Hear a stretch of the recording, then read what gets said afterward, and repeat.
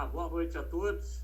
Hoje nós temos aqui a presença do nosso querido Francisco José, ex-presidente da UJOD, um poeta formidável, que tem ocupa a cadeira de número 5, não é isso, Francisco?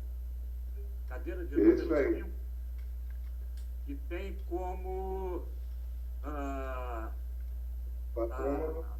patrona a Chaya Pinkasvina Lispector, né? Que é uma escritora e jornalista brasileira nascida na Ucrânia.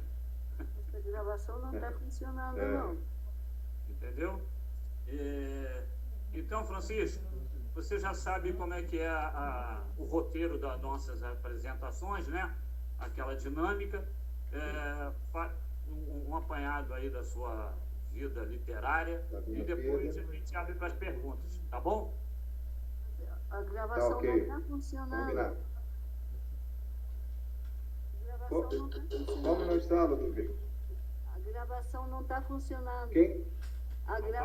Quem vai fazer a gravação é o Guaraci. É o Guaraci que vai fazer. Mas não tá funcionando. Por quê? O Guaraci não está ligado. Não, é um outro programa. Desligou o microfone dele. É um outro programa. Tô gravando a apresentação toda. Vamos lá. Depois edita. Desculpa, tá? Tudo bem. Vai lá, Francisco. Então, eu me chamo Francisco José Santos. Nasci numa pequena cidade no interior do Ceará, chamada Quixeré. É uma cidade, quando eu nasci, tinha por volta de 8 a 10 mil habitantes. E não cresceu muito, não. Deve ter uns 18 a 20 mil habitantes, eu acredito. Com 13 anos de idade, eu me mudei para Fortaleza. E a minha ligação com a poesia, eu acho que veio desde a infância. Quando eu estudava ainda no colégio primário, lá no Colégio Estadual Padre Nelson Farias, em Quixeré, eu repeti de ano, o primeiro ano do ensino primário, porque a professora falou que parecia que eu vivia nas nuvens.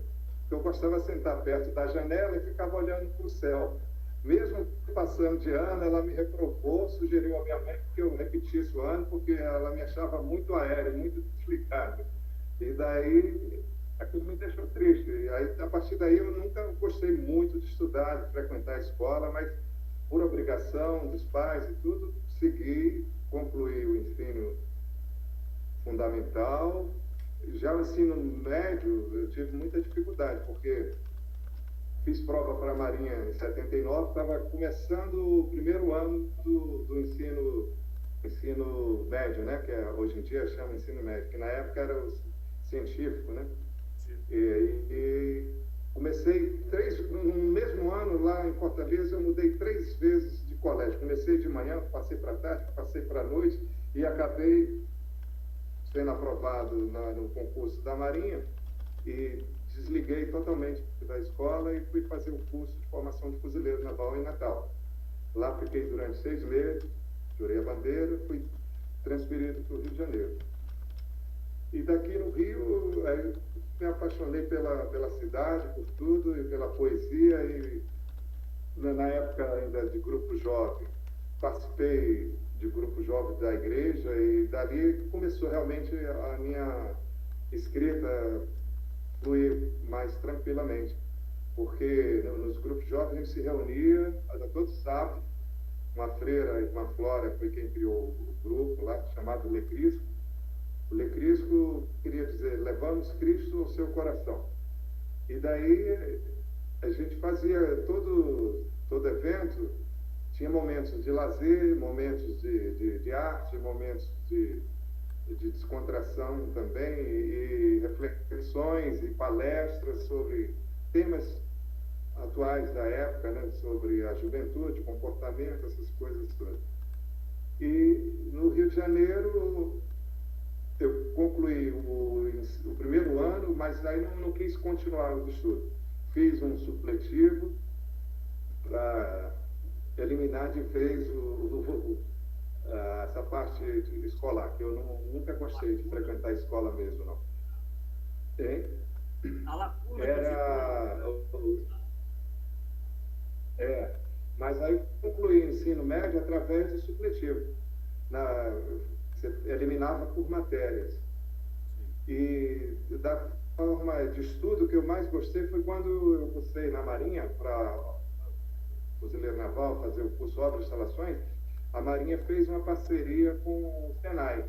E no Senai eu fiz curso de eletricista instalador predial e de marcenaria.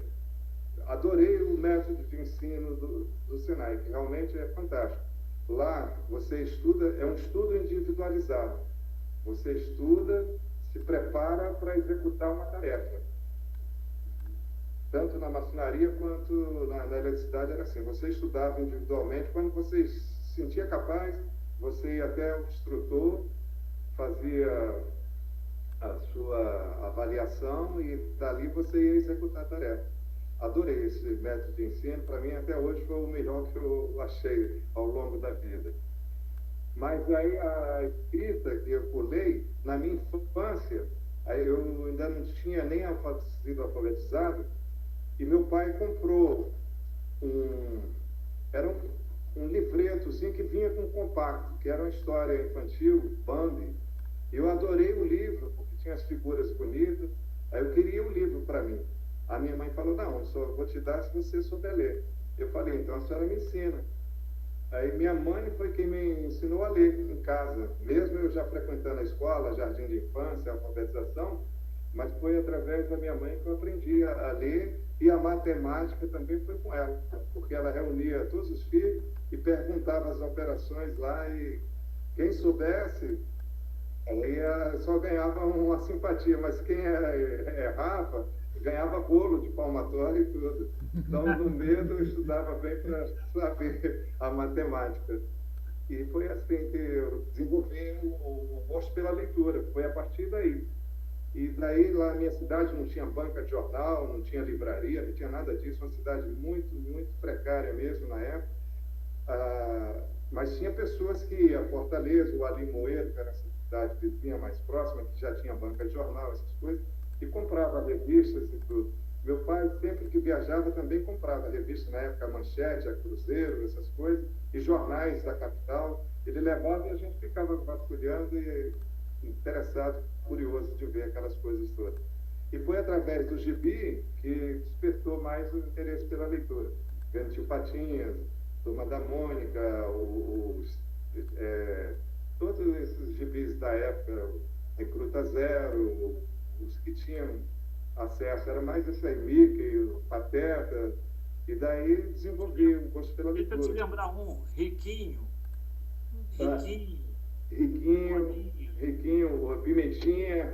Pimentinha, Bolinha, Luluzinha, todos esses aí eu vi.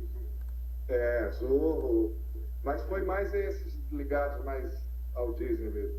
E de quinta a oitava série, a minha professora de português, que eu estudei com ela da quinta até a oitava, todo bimestre a gente tinha que ler um livro de um autor brasileiro, e depois dessa leitura tinha que fazer um resumo condensado em 15 linhas, no máximo, sobre o que você entendeu da obra toda. E fazia uma prova oral para ver se realmente você não leu, só colou algumas coisas, fazia perguntas em vários pontos da leitura do livro e tudo mais.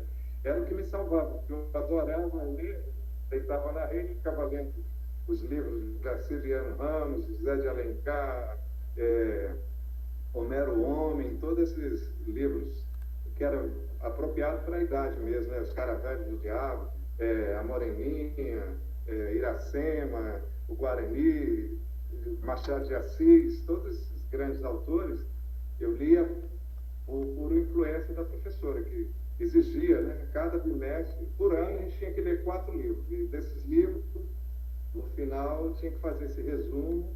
Daí eu acho que é a minha capacidade de fazer poesias tão compactas. Eu sou mais chegado a condensar as coisas desde essa época, que eu aprendi através do ensino da língua portuguesa com essa professora, essa facilidade de resumir, de condensar as coisas. E eu agradeço muito a ela. Inclusive, quando eu lancei quando a gente lançou a primeira antologia, eu mandei para ela, consegui o contato dela através de uma filha dela e mandei, e ela adorou receber, mandou um cartão muito bonito para mim, agradecendo e louvando, né? E foi marcante para mim. E aí daí as poesias, Alô? eu sempre escrevi, mas ia guardando e pensando, talvez um dia, mas nunca tive aquela obsessão realmente de publicar, não. Em 2004, eu fiz uma cirurgia no olho de pterígia, aquela películazinha que vai encobrindo, vai tampando a visão.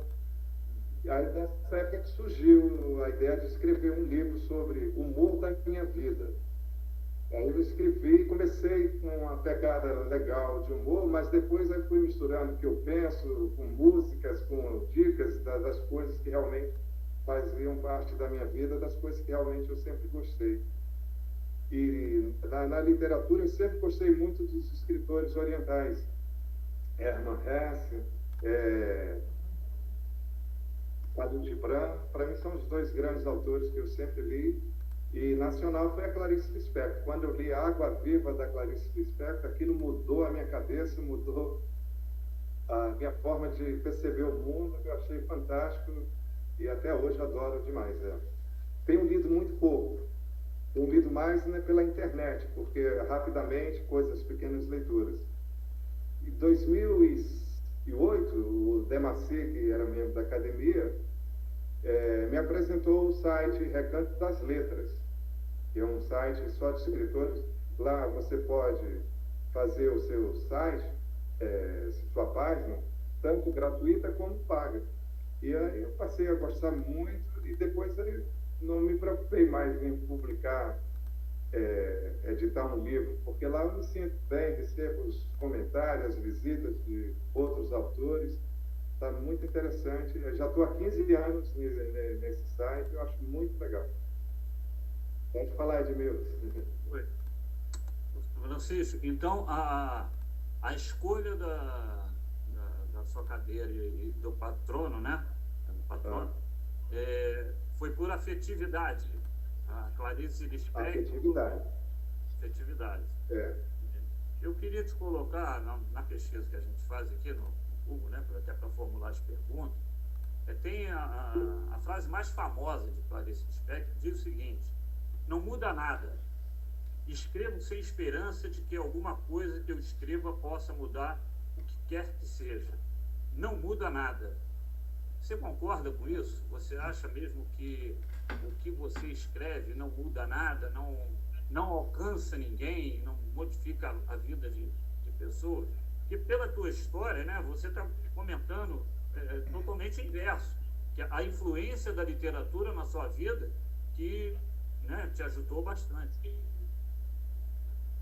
Eu discordo dela. Talvez ela pensou de uma outra forma isso aí, né? Não muda nada. Talvez no sentido da vaidade, de querer ser mais ou menos o outro que escreve. Pode ter outras. Está fora do contexto, né? A gente obviamente, na análise da palavra. Onde é que estava inserida essa frase? Ela está isolada, né? A apresentação aqui é uma frase isolada, tá? Então a gente tinha que ver o contexto para poder. Mas eu queria te provocar justamente por ela ser a dona da sua carreira. E antes dela, eu tinha 3 opções, que era a Cora Coralina, Clarice Lispector e a Cecília Meirelles. São as 3 grandes escritoras que eu adoro. E, apesar de gostar muito do Zé de Alencar, a Raquel, mas essas 3 escritoras, realmente eu me identifico muito mais.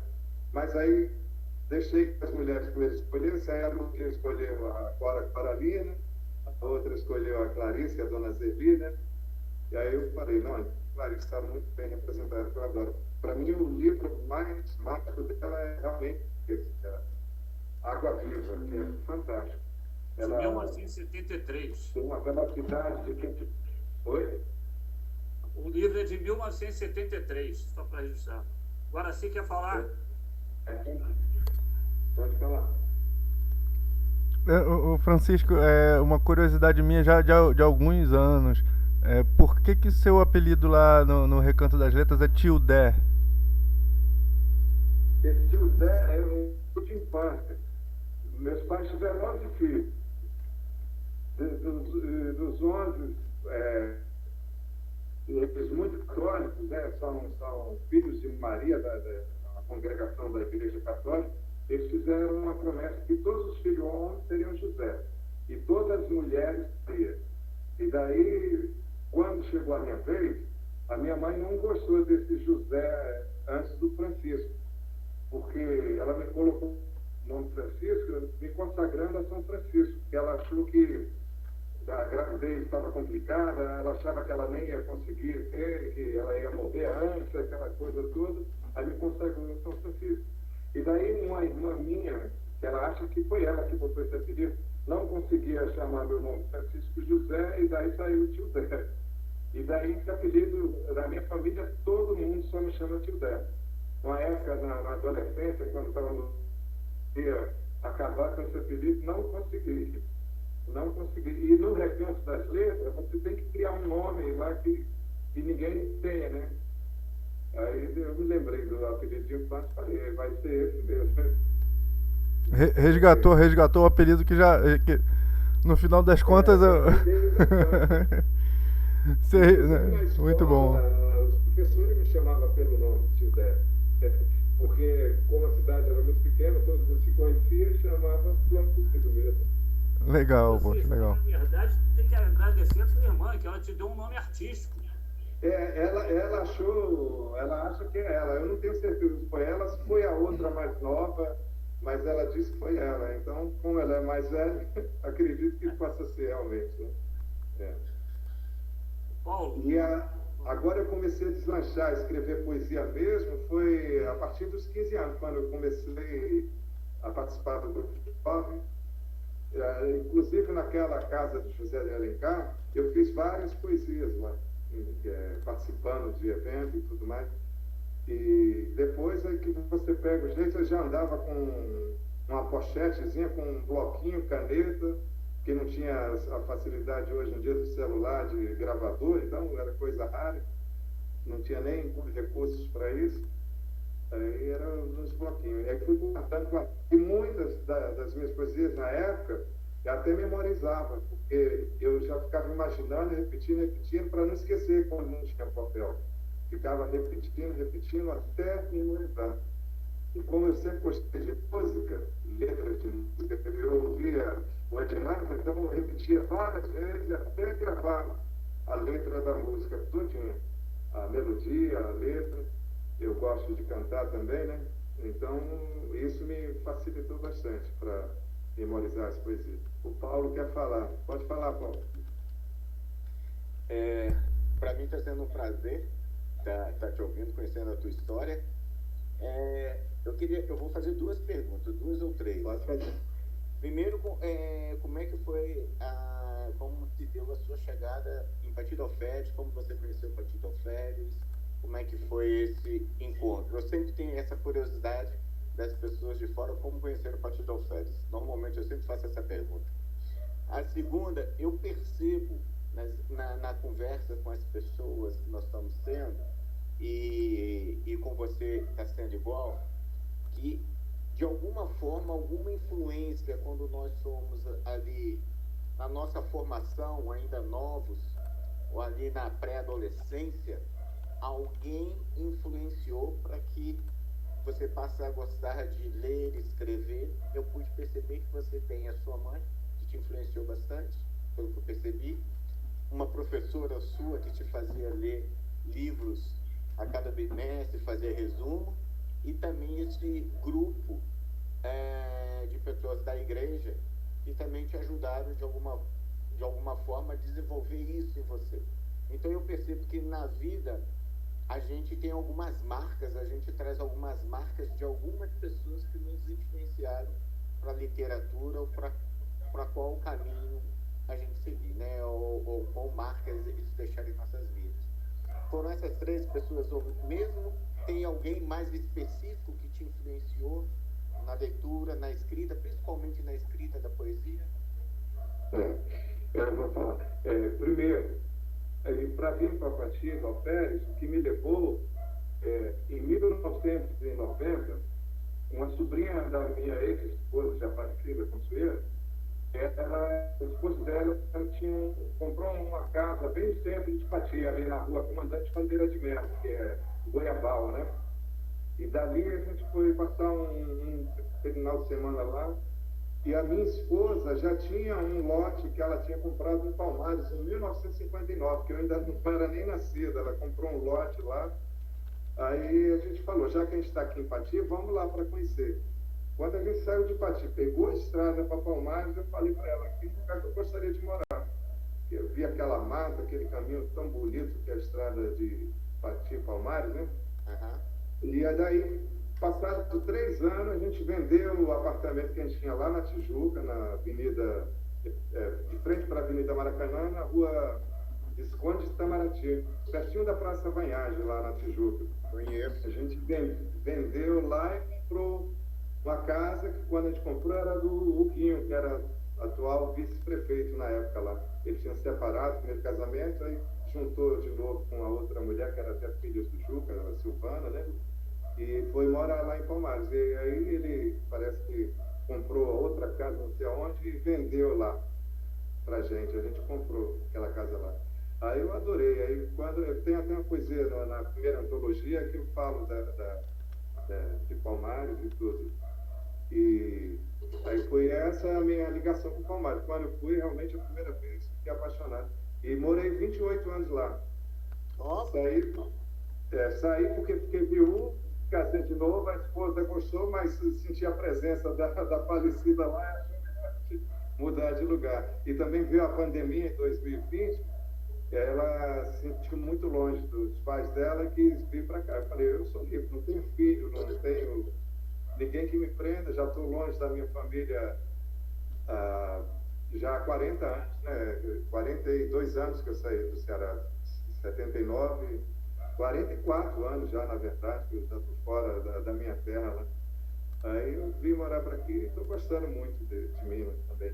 E a poesia, realmente, primeiro foi a minha mãe, porque como eu gostei daquele livro pequeno do Bambi, que tinha um compacto e a gente nem vitrola não tinha para ouvir, aí eu fiquei muito curioso de saber o conteúdo daquele livro, e a minha mãe falou, você tem que aprender a ler. Você lê, eu te dou, o livro é seu. Aí ela me ensinou a ler, e depois foram os gibis. E a minha professora realmente de português, a dona Salisa, foi um marco fundamental. E meu pai também, apesar de ter pouco estudo, que ele só tinha o 3º ano primário, ele sempre que ia na cidade, ele trazia revistas, jornais, alguma coisa que ele gostava de ler. Inclusive, ele lia na missa as leituras, leituras do dia, né? E meu pai sempre gostava de ler. E lia muito bem. Tinha pouco estudo, mas lia muito bem. E minha mãe, ela estudou em colégio de freira também, e na época foi até o 5º ano de admissão, e depois seguiu a vida de dona de casa e tudo, mas ela tinha uma boa formação, porque o ensino naquela época, o 5º ano de admissão, eu acho, não troco pelo ensino fundamental de hoje em dia, que realmente é muito mais completo, de melhor qualidade, com certeza. Então foram essas pessoas, minha mãe, a professora, e os vizinhos que me emprestavam o gibi, né, que li bastante gibi. As suas poesias ficavam guardadas ou você gostava de expor na adolescência? Porque quando a gente está na adolescência, depois eu vou ter oportunidade de falar um pouco também, mas no meu dia, na minha noite, né? A gente escreve, mas a gente tem às vezes um pouco de vergonha de estar divulgando e aquilo vai ficando guardado. Poucas pessoas a gente deixa ler, né? Poucas pessoas têm a oportunidade de ler. Como é que era isso? Você deixava guardado ou divulgava? No grupo de jovens, a gente tinha esse espaço que a gente mostrava para os amigos, né? Que participavam, a gente mostrava. Mas era uma coisa mais discreta mesmo, era só os mais chegados, os mais próximos mesmo. E para as namoradas, que a gente mostrava. Inclusive, a primeira namorada, ela me fez um caderno todo de poesias para mim, dela e de outros que elas gostavam, né, que lia em algum livro, aquela coisa toda, e me presenteou com um caderno de poesia, que era dela, algumas, e outras a gente sabia que era de outros autores, mas ela não citava o nome dos autores, mas eu sabia. E realmente foi aí a poesia que começou, realmente. Com 15, 16 anos é que eu comecei a deslanchar mesmo. Mas nunca tive realmente essa vaidade de querer o livro mesmo. Eu vim desejar o livro foi em 2004. Mas logo depois, 2 anos depois, é quando eu entrei para 2008, né, 4 anos depois que eu entrei para o Recanto das Letras, eu já não sinto mais essa necessidade, porque lá é tudo virtual e você tem contato com milhares de pessoas. Eu acho fantástico lá no site. E a academia foi com esse convite de Celina, realmente achei muito legal. E a gente até participou de vários eventos e organização. A presidência lá da academia foi um acidente de percurso, porque eu nunca me julguei preparado para exercer nenhum cargo de direção, de nada. O único que eu tinha exercido ao longo da vida toda foi na adolescência, que, como eu participava de grupo jovem, eu fui ser coordenador de um grupo de crianças que chamava crack. Hoje em dia é até uma coisa nociva, né? Que era crack, agora eu esqueci o que queria dizer. Agora eu já esqueci que é Cristo, não sei o que, não tem nada a ver com a droga de hoje, não. Aí coordenava o grupo que levava mensagem religiosa, e brincadeiras e coisas assim para as crianças distrair. Bem interessante. E era nas comunidades bem carentes, um bairro ao lado do Hospital Geral lá de Fortaleza. Tinha as comunidades bem pobres lá. Agora eu nem sei como é que está, porque a cidade cresceu tanto, já deve ter expulsado o povo de lá, porque lá virou bairro chique, né, Papicu, está super desenvolvida aquela região toda lá. Deixa eu levantar. Pode falar. Pode falar? Francisco, você acabou de comentar aí que aos 15 anos, quer dizer, aflorou a poesia, né? Você se abraçou com ela. Hoje mesmo nós colocamos lá no nosso grupo que a gente vai, né, ter o Jovem Poeta na UJOD, a partir do final do ano, no dia 4 de dezembro, esse projeto com a Secretaria de Educação. Hoje mesmo já fui ver a questão de material para fazer os fardões, né? 6 pessoas se ofereceram para apadrinhar essas crianças. Esses padrinhos vão apenas bancar, né, pagar os fardões para ela. E eu vi justamente isso. Quando você falou 15 anos, tinham lá uns 4 jovens nessa idade. E eu li uma poesia de uma menina, e justamente muito ligada a essa questão do amor, do namoro, que está ali na adolescência, né? Então, eu acho assim, que o primeiro passo, né, na adolescência é essa paixão. Vamos falar de amor, vamos falar da paixão. Ela já provoca, né, aqueles que têm vocação literária. Como é que você vê a criação desse projeto para o futuro da UJOD? Porque a gente imagina, né, criar um grupo, vai ter uma pessoa coordenando esse grupo de crianças, para que a gente tenha no futuro essas crianças, os jovens poetas, se tornando membro efetivo da academia, né? Porque o que a gente quer fazer é dar perenidade à nossa instituição. Mas o que você acha? Qual seria a sua sugestão para a gente direcionar essas crianças? Já que você, nessa época, também foi muito influenciado pela poesia. Eu sou uma pessoa pouco didática para dar esse tipo de opinião. Realmente, eu não me sinto muito capaz para isso, não. Mas trazer para perto, realmente, né? Porque todo mundo gosta de um incentivo, de um carinho, de um afago, né? E essas coisas realmente aproximam e ajudam bastante. Eu não tenho muita didática, muita coisa, não, porque eu tenho um pouco de estudo realmente para isso, para falar. Mas eu acho que é o carinho. Eu lembro que foi 2002, quando depois que teve a Copa do Mundo, a minha esposa, como era ligada à parte da educação, ela foi numa palestra com uma grande pedagoga falando sobre avaliação 5 estrelas. Porque como o Brasil ganhou o Penta, né? Então ela aproveitou o gancho do Penta para fazer essa avaliação 5 estrelas.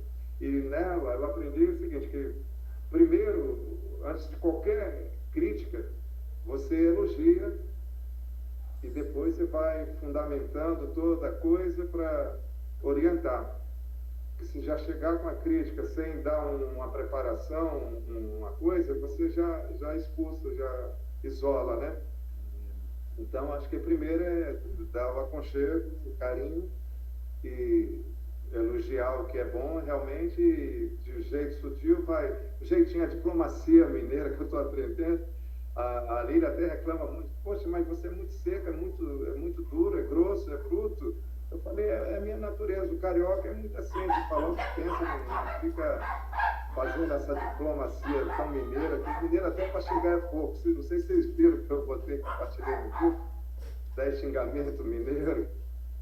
É bem interessante, então é por aí, realmente, primeiro é receber, acolher, elogiar o que realmente é bom e dando os toques para que eles desenvolvam. E é muito bacana esse projeto, eu acho essencial.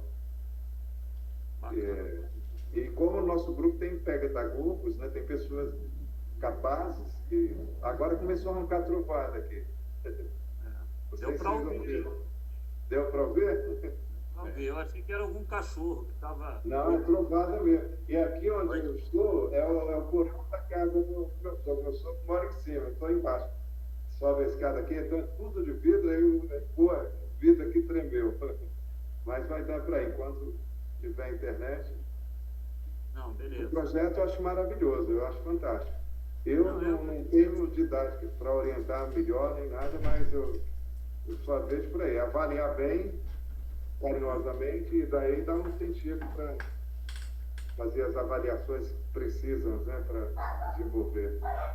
Eu concordo com você, Francisco. Eu também nunca fui... Já dei aula, mas não sou professor. Nunca fui.